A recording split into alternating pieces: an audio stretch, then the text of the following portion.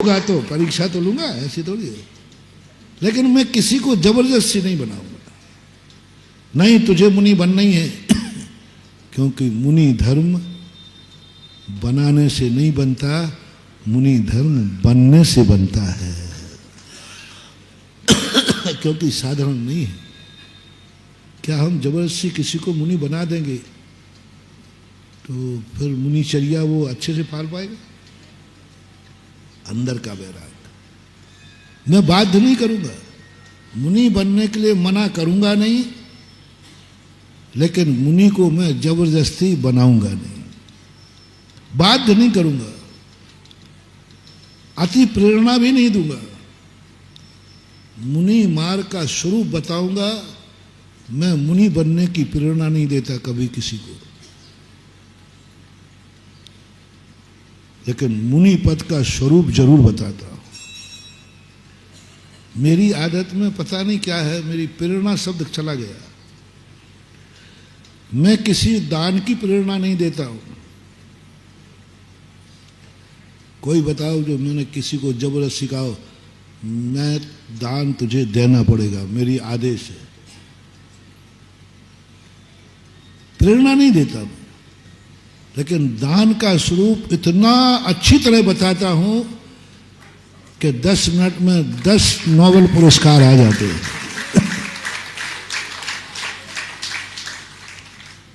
मैंने देखो किसी को प्रेरणा नहीं दी, गड़बड़ मत कर। तुम्हारे सामने बैठा था कि नहीं चुपचाप, मैंने किसी को प्रेरणा नहीं दी,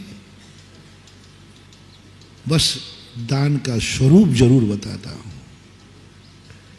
दान की महिमा बताता हूं, दान का लक्षण बताता हूं, दान का त्रिकाली स्वभाव बताता हूं। बस दान देना कि नहीं देना ये निर्णय किसको करना है? आपको करना। मैंने स्वरूप बताना, वो तो मेरा काम है। उपदेश देने बैठा हूं तो मुझे दान का स्वरूप बताना ही है, लेकिन देना नहीं देना मेरे हाथ में नहीं। मैं किसी को आदेश नहीं दे सकता, देता भी नहीं। मुझे तो अपने कथन पर विश्वास है।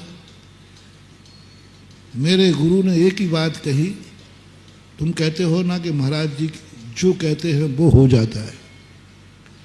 ये मेरे में कोई रिद्धि सिद्धि नहीं है, मैंने एक गुरु मंत्र को सिद्ध किया है। गुरु मंत्र ने एक ही बात कही थी कि अपना निजी स्वार्थ नहीं रखना और जिसको उपदेश दे रहे हो उसका कभी अहित नहीं सोचना। जाओ तुम जो करोगे वही में सफल हो जाओगे, जो कहोगे वही हो जाएगा, जो कहोगे वह हो जाएगा, जो करोगे वो हो जाएगा, जहां चलोगे वहां मंजिल बन जाएगा। जहां तुम चलोगे वो रास्ता मंजिल का होगा। बस एक ध्यान रखना, अपना निजी स्वार्थ और सामने वाले का अहित। बस मेरे संबंध में हमारे प्यारे भक्तों को बस मेरी एक रेपुटेशन उनके दिमाग में फाइल हो गई है कि महाराज का कोई स्वार्थ नहीं है और हमारा अहित नहीं है। बस लोग अपनी शक्ति से बाहर दे देते, शक्ति से बाहर दे रहे 90%, 10% छोड़ करके। हमारे यहाँ जितना भी दान बोलता है, पूज्य गुरुदेव के समय यही था, 90% दातार शक्ति से बाहर देते। 90% कह रहा हूं। ये सतीश बाबू बैठा है, ये कहता महाराज मुझे कुछ करना तो है। इतने की हिम्मत है, हुई थी ना। अब जितनी हिम्मत नहीं थी उससे भी ज्यादा भाव हो गया। इसी के नहीं, आप सब जानते हो अशोकनगर को कौन नहीं जानता। बोलो, चतुर्मास में जिनने जिनने दान दिए हैं 90% लोगों ने अपनी शक्ति से, 10% तो शक्ति है। और कुछ लोग ऐसे हैं उनको गिनती नहीं लेने, जिनकी शक्ति है और 1 रुपया भी नहीं दिया, वो उनकी नहीं, उनको तो अपन क्या गिनना है।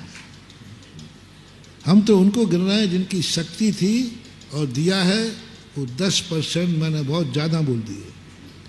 90% वो हैं जो शक्ति नहीं होते भी कहते नहीं चलो बोलते हैं। 90% हमारे भक्त के परिवार वो हैं जिनकी शक्ति नहीं है, तो परिवार वाली महिला कहते हैं देखो अपनी शक्ति तो नहीं है लेकिन चलो बोलो, सब ठीक हो जाएगा, जो होगा सो देखा जाएगा, माल नहीं छोड़ना है, मूर्ति तो बनाना है, मंदिर तो बनाना है, तो शक्ति तो है नहीं, होगा सब देखा जाएगा। 90%। क्यों? जब शक्ति नहीं है तो क्यों बोल रहे हो? मात्र एक धारणा मैंने जो पकड़ा है हमारे भक्तों का मेरे प्रति और पूज्य गुरुदेव के प्रति, ऐसे ही नहीं आचार्य श्री पूज गए जगत में, ऐसे ही नहीं आचार्य श्री के साथ कुबेर चलते थे। हमारे पास तो छोटे कुबेर चलते, हमारे गुरु के पास तो हैं? ऐसे ही नहीं चल रहे हैं। कुबेर मुबेर किसी के साथ नहीं चलते हैं, कोई कुबेर मुबेर नहीं होता है।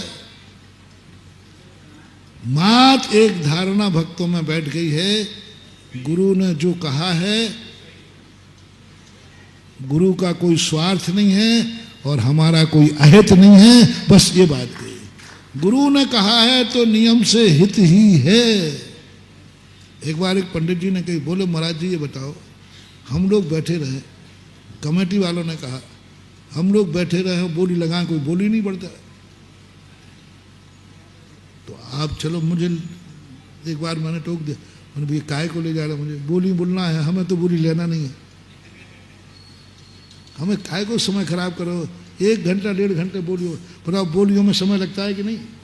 अब हमें बेफालतू मक्खियाँ भगाते रहो, ना लेना एक ना देना दो, हमें काय को ले जा रहे? बोले महाराज आपको बोली लेना नहीं है, आपको मात्र बैठना है, तो उससे क्या होगा? अरे बैठने से ही, और ये चमत्कार गलत नहीं है, देखा जाता है। प्रदीप भैया तो कहता बस आप बैठ जाओ, मैंने तू बोली लगाए ले लेंगे, बोले नहीं आप तो चुपचाप बैठे रहना, बैठे भर रहना, किताब पढ़ते रहना, जो करना है आप कर, पर बैठ जाओ। फिर मैंने सोचा कैसा क्यों भक्त लोग कर रहे हैं, महाराज जी बैठ जाएं तो बोली बढ़ा दोगे। मात्र एक ही बात ध्यान है, महाराज के सामने बोली लग रही है, ये गलत नहीं हो सकती, क्योंकि महाराज के सामने गलत नहीं हो सकती। जय हिंद। अगर आपको मेरी वीडियो अच्छी लगती है तो प्लीज़ मेरे चैनल को लाइक करें, शेयर करें और सब्सक्राइब करें। Thank you.